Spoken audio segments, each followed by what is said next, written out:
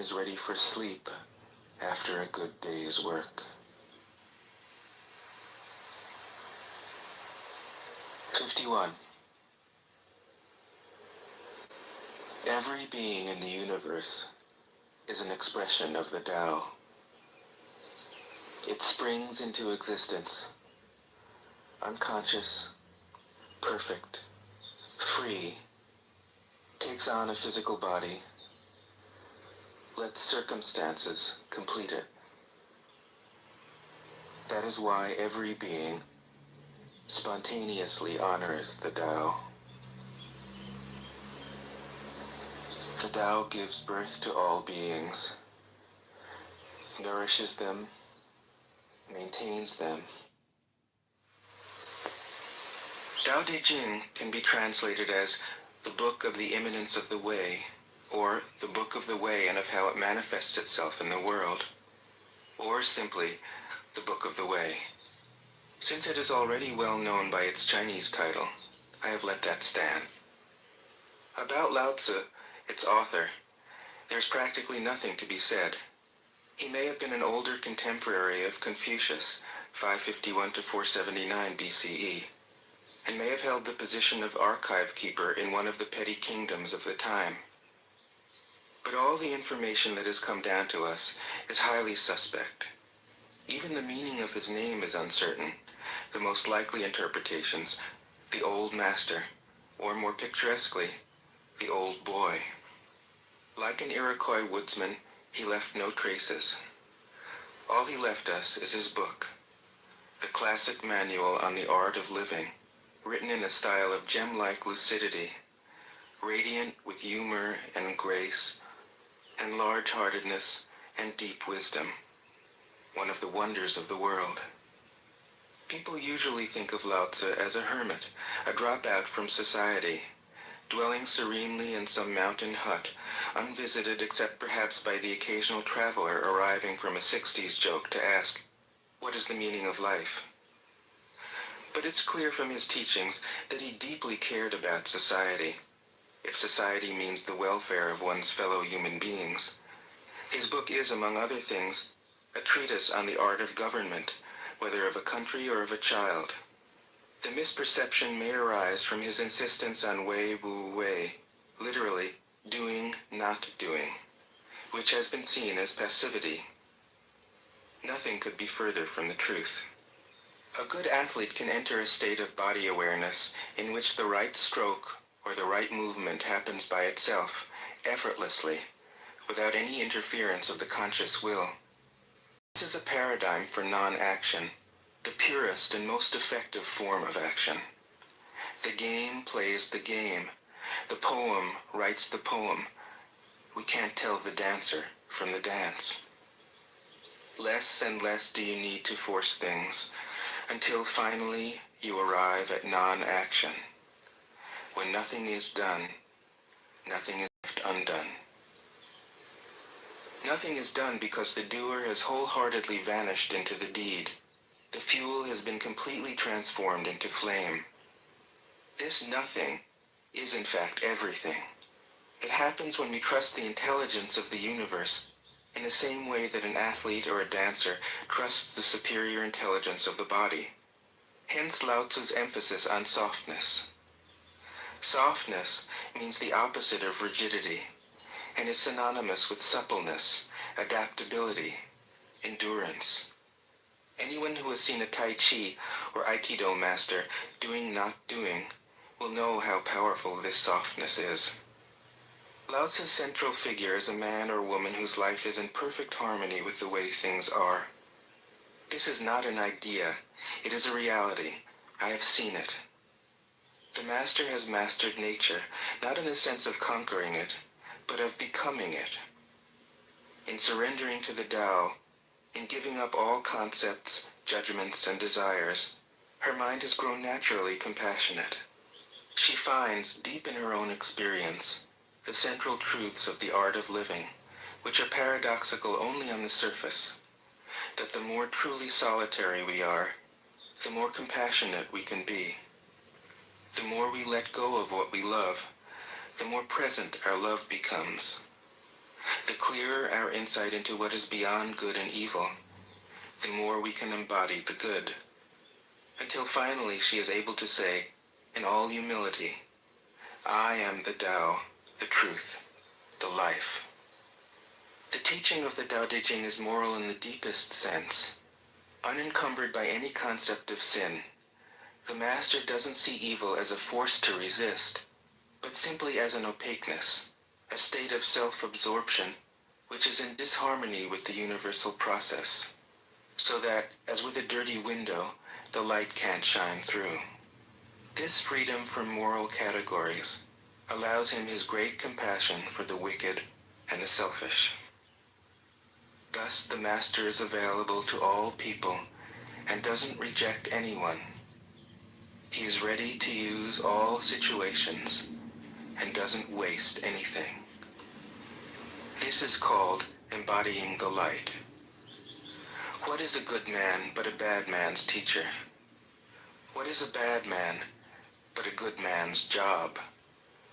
If you don't understand this, you will get lost, however intelligent you are. It is the great secret. The listener will notice that in the many passages where Lao Tzu describes the Master, I've used the pronoun she at least as often as he. The Chinese language doesn't make this kind of distinction. In English, we have to choose. But since we are all potentially the Master, since the Master is, essentially, us, I felt it would be untrue to present a male archetype, as other versions have, ironically, done. Ironically, because of all the great world religions, the teaching of Lao Tzu is by far the most female. Of course, you should feel free throughout the recording to substitute he for she, or vice versa. As to method, I worked from Paul Carus's literal version, which provides English equivalents, often very quaint ones, alongside each of the Chinese ideograms. I also consulted dozens of translations into English, German, and French. But the most essential preparation for my work was a 14 years long course of Zen training, which brought me face to face with Lao Tzu and his true disciples and heirs, the early Chinese Zen masters. Great poetry, the freest translation is sometimes the most faithful. We must try its effect as an English poem, Dr. Johnson said. That is the way to judge of the merit of a translation. I have often been fairly literal, or as literal as one can be with such a subtle, kaleidoscopic book as the Tao Te Ching. But I have also paraphrased, expanded, contracted, interpreted, worked with the text, played with it, until it became embodied in a language that felt genuine to me.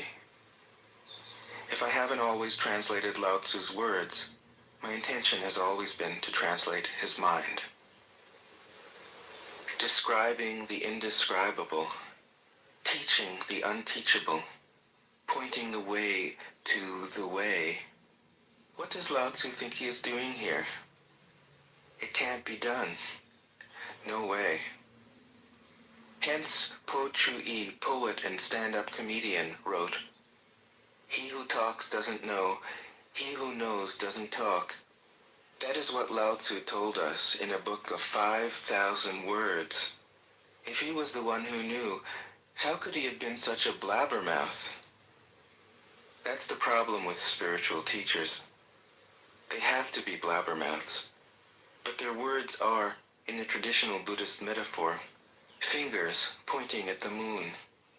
If you watch the finger, you can't see the moon. How meticulous the great masters had to be. A monk asked Matsu, "Why do you teach mind is Buddha?" Matsu said, "To stop a baby from crying." The monk said, "When the crying has stopped, what then?" Matsu said, "Then I teach, not mind, not Buddha." The monk said, "How about someone who isn't attached to either?" Matsu said, "I would tell him, not beings." The monk said, "And what if you met a man unattached to all things? What would you tell him?" Matsu said, "I would just let him experience the great Tao." fact, the truth is right before our eyes, right under our noses. So simple that every child understands it. And yet, as Bankei said, the farther you enter into it, the deeper it is. Where is the way to the way? What a question. Still, for complicated minds, drastic measures are needed. Lao Tzu's book was written as a response, out of grandmotherly kindness. According to the oldest biography, Lao Tzu lived for a long time in the country of Chu, but seeing its decline, he departed. When he reached the frontier, the guard said, "Since you are going away, sir, could you write a book to teach me the art of living?" Thereupon, Lao Tzu wrote his book about the Tao, and departed. This is legend, but it is an accurate description of the way in which true teaching happens. He who knows doesn't talk, but words are no hindrance for him. He uses them as he would use gardening tools. When someone asks, he answers.